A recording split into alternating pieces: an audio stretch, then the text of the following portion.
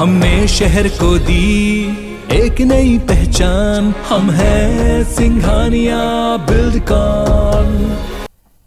मध्य प्रदेश में अब नई सड़कों पर निजी वाहनों से टोल टैक्स नहीं वसूला जाएगा। सरकार यात्रियों को टोल टैक्स में राहत देने की तैयारी कर रही है, जिसके लिए सरकार ने टोल टैक्स संबंधी नीति में नए प्रावधान किए हैं। दरअसल अब जो टोल वसूली होती है उसमें 80% टोल कमर्शियल वाहनों से ली जाती है, जबकि निजी इस्तेमाल में आने वाले वाहनों से टोल टैक्स कम मिलता है। पर यात्रियों को परेशानी ज्यादा होती है, जिसे देखते हुए ये फैसला लिया गया है।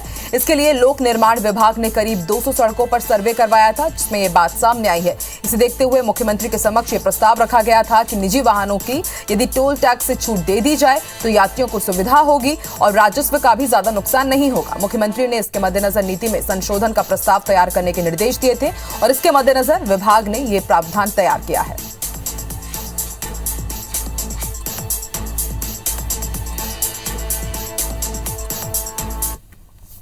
और जानकारी के लिए रुक कर लेते हैं भोपाल का। बात करेंगे हमारे सहयोगी शिखिल से, जो इस वक्त भोपाल से हमारे साथ लाइव जुड़ चुके हैं। शिखिल, टोल टैक्स में अब आम जनता को राहत मिलेगी, टोल फ्री करने की तैयारी की जा रही है। जितने भी प्राइवेट व्हीकल्स होंगे उनसे टैक्स नहीं लिया जाएगा। किस तरह से ये पूरा प्रोसेस काम करेगा और क्या कुछ प्रावधान रखा गया था सीएम शिवराज सिंह चौहान के सामने?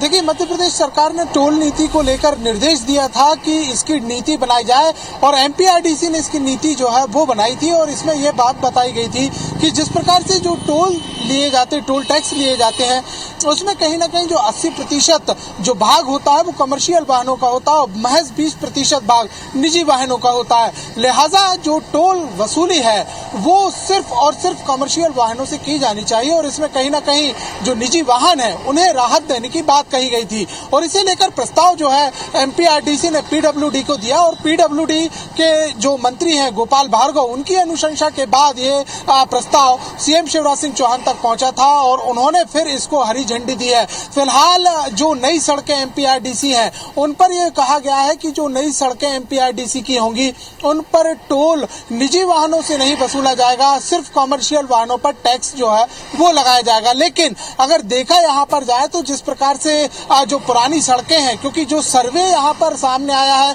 वो नई वाहनों का सामने नहीं आया है बल्कि पुरानी सड़कों का ही सर्वे जो है वो किया गया और उसी के आधार पर नीति बनाई गई। तो नई सड़कों का फिलहाल जो प्रावधान किया गया है उसमें पुरानी सड़कें जिन पर टोल वसूली की जा रही है उन पर आखिर ये लागू होगा कि नहीं, इस पर अभी फिलहाल संशय बरकरार है।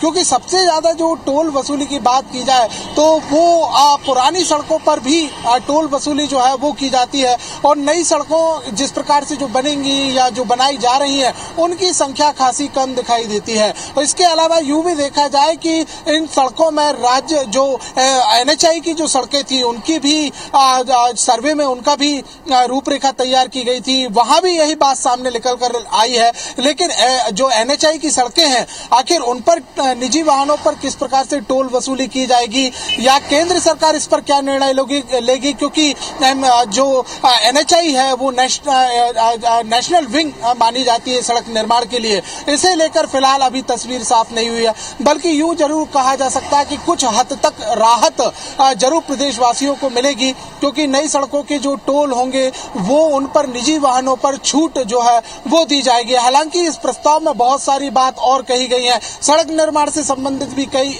बात जो है इसमें बताई गई है। हालांकि जिस प्रकार से जीएसटी जो टैगिंग यहाँ पर शुरू की गई थी, वाहनों की टैगिंग की प्रक्रिया शुरू की गई थी, उसमें भी यह बात रखी गई थी कि कहीं ना कहीं निजी वाहनों को राहत दी जानी चाहिए। लेकिन खासा देरी इस प्रस्ताव को लेकर हुई और जो 200 सड़कों का सर्वे बताया जा रहा है वो भी लगभग 1.5 से 2 साल पुराना है। तो कुल मिलाकर देखा यहाँ पर जाए तो देर आए दुरुस्त आए वाली कहावत यहाँ पर नजर आती है। फिलहाल इस बात को देखा यहाँ पर जा रहा है कि कब तक ये जो नीति है वो लागू होगी और आखिर पुरानी सड़कें जिन पर सबसे ज्यादा टोल वसूल किया जा रहा है उन्हें लेकर सरकार क्या निर्णय लेती है। बिल्कुल शिखिल, देखने वाली बात होगी अभी, क्योंकि प्रस्ताव भेजा गया है और मुख्यमंत्री शिवराज सिंह चौहान ने भी कुछ संशोधन इसमें सुझाए हैं। उसके बाद कैसा प्रारूप होगा इस नई नीति का और आम जनता को कितने हद तक राहत मिलेगी ये भी देखने वाली बात होगी। शुक्रिया पूरी जानकारी के लिए शिखिल।